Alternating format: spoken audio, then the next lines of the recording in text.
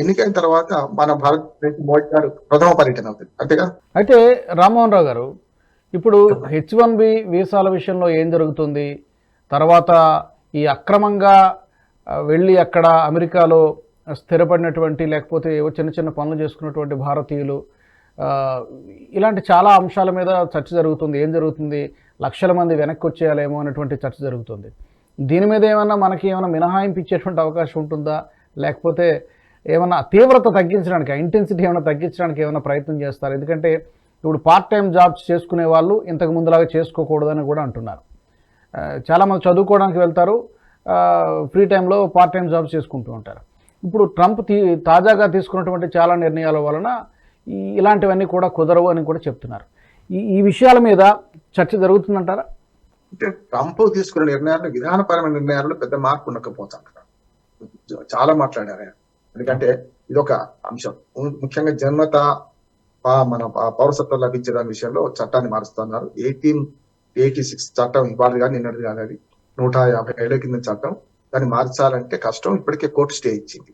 కనుక జన్మత పౌరసత్వం అనేది బర్త్ టూరిజం మన వాళ్ళు కూడా చాలా మంది చేస్తున్నారు. అక్కడికి వెళ్ళి వసూలు అమెరికన్ సిటిజన్ అయిపోతారు కదా చెప్పి అవి ఆగుతాయి. కానీ ఇప్పుడు ఆగడానికి కూడా అవకాశం లేదంటే నేను మొదటి నుంచి చెప్తున్నాను, యాజ్ అడ్వకేట్ గా అది కోర్టులు స్టే ఇస్తాయని. ఇప్పటికీ 22 రాష్ట్రాల గవర్నర్లు డెమోక్రాట్స్ ఉన్నారు అక్కడ. కాంగ్రెస్ లో మంచి మెజార్టీ వచ్చింది. అంటే మనకు ఏదైతే ఓటింగ్ లో మనకు మోడీగా మన ట్రంప్ కి అన్ని రకాలుగా, అంటే అమెరికన్ కాంగ్రెస్ లో కానీ సెనెట్ లో కానీ మంచి మెజార్టీ వచ్చింది. రెండోది మీరన్నా ఏదైతే చిన్న చితక పనులు చేసుకుంటూ, అంటే వాళ్ళు ఏదైతే చదువు కోసం పోయిన వాళ్ళు, లేకుంటే చిన్న చిన్న ఉద్యోగాల కోసం పోయిన వాళ్ళు, ఉద్యోగాల కోసం కాదు, ఏదైతే చదువు కోసం పోయిన వాళ్ళే చిన్న చిన్న ఉద్యోగాలు చేసుకుంటారు. నిజం, ట్రంప్ రాగానే సగం రెస్టారెంట్లు, సగం గ్యాస్ స్టేషన్స్ అంటారు అక్కడ. కనుక ఇవన్నీ ఆల్మోస్ట్ ఇట్లా చిన్న చిత్తగా పని చేసుకున్న వాళ్ళందరూ మానేయాల్సి వచ్చింది. ఎక్కడ దొరుకుతారు వీళ్ళు? ఇది కాకుండా ట్రంపే స్వయంగా ఒక ఆరోపణ ఎదుర్కొన్నాడు. ఏమనంటే, నువ్వు అన్ని మాట్లాడుతున్నావు, నీ దగ్గర కూడా ఎవరైతే ఇల్లీగల్ ఇమిగ్రేట్స్ అన్నది వాళ్ళను చదువు కోసం వచ్చి పనిచేస్తున్న వాడు నీ దగ్గర చౌక్ పనిచేస్తున్నాక నీ ఇంట్లో కూడా వంట మనిషితో సహా చాలా మంది ఉన్నారు కదా అని విమర్శలు ఆయన ఎదుర్కొన్నాడు. కనుక ఇంట్లో పనిచేసే వాళ్ళను ఎవరు మనం పట్టుకోలేము. ప్రతి ఇంట్లో స్పై కెమెరా పెట్టలేదు. కనుక అమెరికాలో తక్కువ లేబర్, అంటే తక్కువ ఖర్చుకు లేబర్ దొరికే అవకాశం ఉంది. మన వాళ్ళు ఎక్కువ మంది పోతున్నారు. అది చిన్న కంప్యూటర్ ఆపరేటర్ కావచ్చు. బయట మాత్రం గ్యాస్ స్టేషన్స్ లో కానీ, సూపర్ మార్కెట్లలో కానీ, పెద్ద పెద్ద షాపింగ్ మాల్స్ లో కానీ మన వాళ్ళు పని చేస్తున్నారు. అంటే 3 hours 4 hours అట్లా పార్ట్ టైం చేసుకుంటుంటారు. వాళ్ళ కష్టమే వచ్చింది. నేను ఏమంటున్నాను అంటే, ఇది విషయంలో మాత్రం మోడీ కల్పించుకోకపోవచ్చు. ఎందుకంటే మనకు కూడా ఇప్పుడు మన దేశానికి ఆ దేశం ఎంత దూరం, ఆ దేశానికి మన దేశం ఎంత దూరం కదా. ఇల్లీగల్ ఇమిగ్రేట్స్ విషయంలో మాత్రం పరముగా మోడీ పనిచేస్తారు. ఈ వీటిలో కొంచెం చూడాలంటే పోతారు అనుకుంటున్నాను. ఎందుకంటే ఎప్పుడు మాట్లాడుతున్నాడు, మొరిగే కుక్క కరవదు, కరిచే కుక్క మొరగదు అన్నట్టు. జో బైడెన్ మనకి ఎక్కువ నష్టం గతంలో. ఎంత మాట్లాడినంత నష్టం మనకు ట్రంప్ ఆ 4 ఏళ్లలో చేయలేదు. మనకు మొదటి 4 ఏళ్లలో. ఇప్పుడు కూడా చేయడం, దానికి కారణం కూడా చెప్పాలి. ఎప్పుడు కూడా పరస్పరం సహకరించకుండా శత్రువు మిత్రుడు అనే ఒక సామెత ఉంది. గతంలో ఎన్నికల ప్రచారంలో చైనాకు భారతదేశానికి ట్యాక్స్, అంటే ఒక రకంగా అత్యధిక పన్నులు విధించే దేశాలుగా ఉన్నాయి. మనకు శత్రువులు అంటే ఆర్థిక పరంగా. ఇప్పుడు గురజాడప్పారావు గారు ఏమంటారు, రాజు గారు, పూర్ణ స్పర్ధల విద్యలు అంటే వైరములు వాణిజ్యం అందే అన్నారు. వాణిజ్యాల వైరం ఉంటుంది. ఆర్థిక యుద్ధాలు జరగాల్సిన కాలం ఇది. దురదృష్టవశాత్తు భౌతిక యుద్ధాలు కూడా జరుగుతున్నాయి. 2 దేశాల మధ్య 2 యుద్ధాలు జరుగుతున్నాయి. కనుక అట్లా చూస్తే ఇప్పుడు చైనా తన శత్రువు కనుక శత్రువు మిత్రుడు కదా. కనుక చైనాకు అనుకూలంగా కంటే మనకు అనుకూలంగా ఎక్కువ అవకాశం ఉంటుంది. ఇంకోటి ఏంటంటే, మనం దక్షిణాసియాలో మన దేశం బలపడితే తప్ప చైనాను ఎదిరించలేము అనే పరిస్థితి ట్రంప్కి అర్థమైంది. ట్రంప్కే కాదు, జో బైడెన్ లాంటి వాళ్ళు కూడా అర్థమైంది. కానీ డిప్లొమాట్ కనుక ఆయన లాంటి వాడు కూడా బలిష్ట.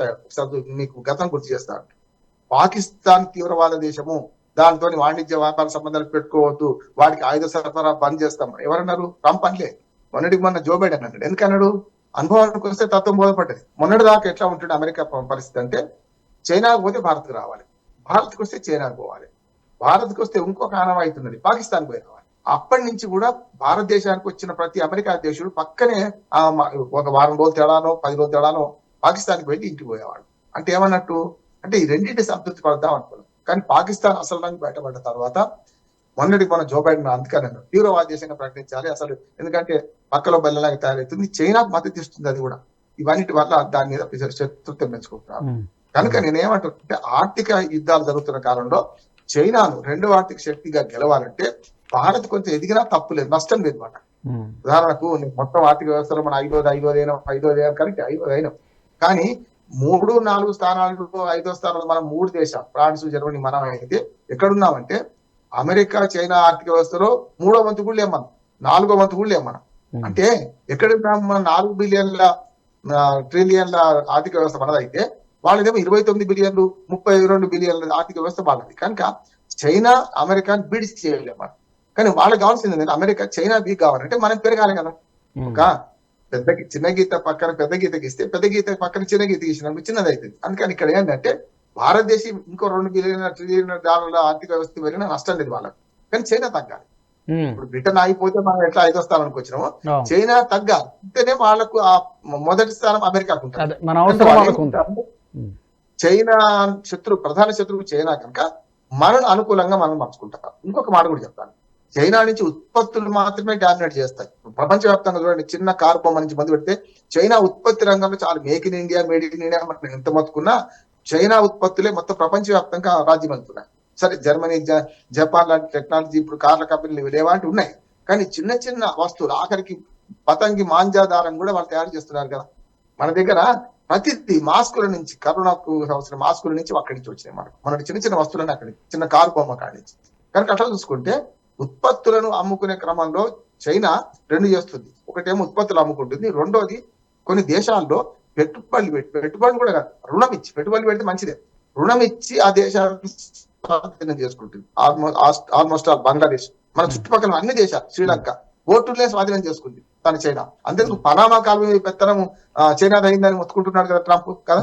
పనామా కాలువ లభించడము వాడు జిమ్మి కార్టర్ అప్పచెప్పిండు, మాకు నష్టం అవుతుంది, మా ఓడలకు కూడా చైనా కంటే ఎక్కువ సుంకం వసూలు చేస్తున్నారని దాని మీదే మేము వెనక్కి తీసుకుంటామని అంటున్నారు కదా. అందుకని చైనాని కంట్రోల్ చేయాలంటే భారతదేశాన్ని పెంచాలి, అనివార్యం అన్నమాట. కనుక మీరు ఎంత ట్యాక్స్ మన హెవెన్ లాగా ఉన్నది అనే ట్రంప్ ఇవాళ మన ట్యాక్స్ల విషయంలో అసలు మోడీ పోయేది ఈ చిల్లర విషయాలు కాదు, అసలు ఈ దిగుమతులు ఎగుమతుల సుంకాల గురించి మాట్లాడతారని నేను. అట్లాగే ప్రపంచం వ్యాప్తంగా విదేశీ సంబంధాల గురించి మాట్లాడుకుంటున్నాడు, యుద్ధాల గురించి మాట్లాడుతారనుకుంటారు. ఇవి పెద్ద ఇష్యూ. మీరు అన్నదే ఏది ఇల్లీగల్ గా పోయి ఉద్యోగాలు చేసుకుంటే వాళ్ళు చాలా చిన్న ఇష్యూ. నిజంగా చెప్పాలంటే అది ఇల్లీగలే కదా. రామ్మోహన్ గారు, అయితే చివరిగా ఇప్పుడు ట్రంప్ ఏదైతే అక్రమ చొరబాటుదారుల్ని ఏరి పారేస్తాను అనేటువంటి మాట అన్నారో ముందు నుంచి చెప్తున్నారు, ఇప్పుడు ఈ ఎన్నికల ముందు కూడా చెప్పారు, వచ్చాక కూడా అదే యాక్షన్లో ఉన్నారు, చాలా గట్టిగా ఆ పని జరుగుతోంది.